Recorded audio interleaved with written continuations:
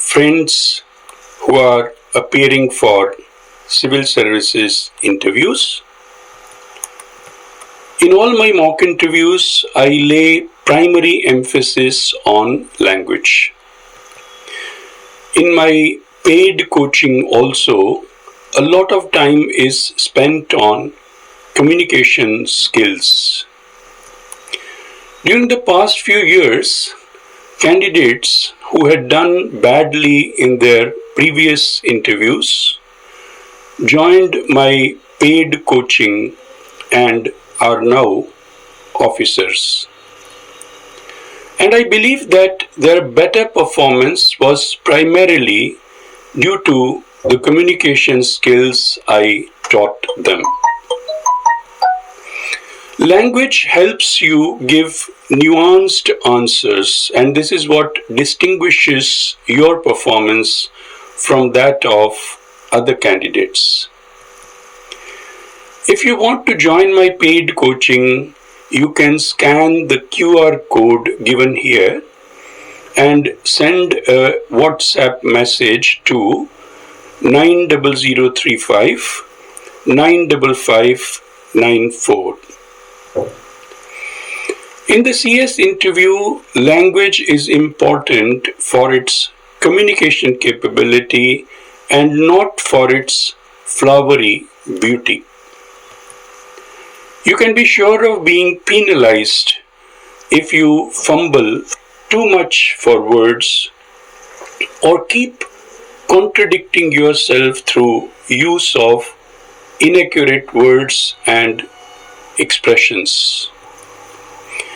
A sincere and confident person who speaks grammatically wrong English is more likely to get good marks than a person who tries to cheat the board in chaste English. So, communication is primary and pronunciation is its tool.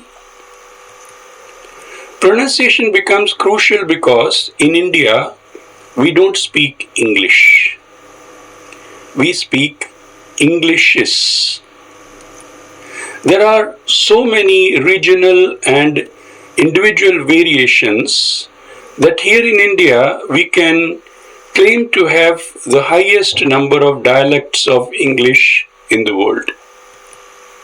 In such a situation, pronunciation can become a huge hurdle to effective communication.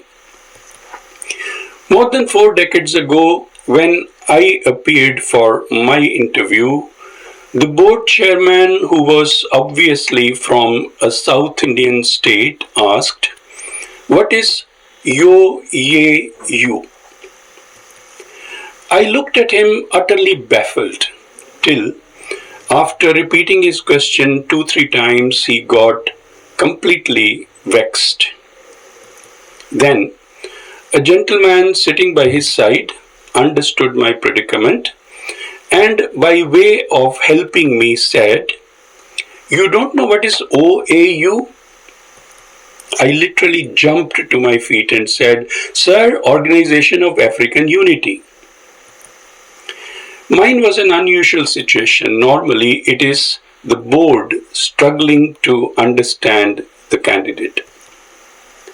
In the mock interviews we conduct in Chennai, many candidates pronounce Ukraine as Ukraine because that is how it is written in Tamil.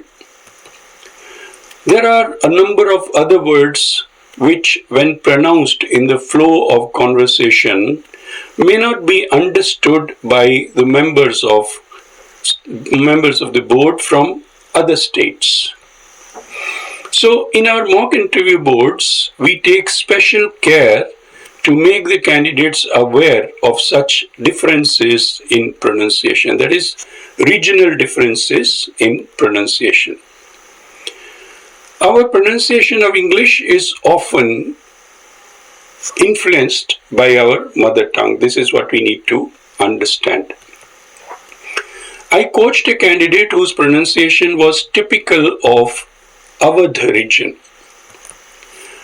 In previous attempts, he had come up to the interview level many times, but could not cross the interview hurdle.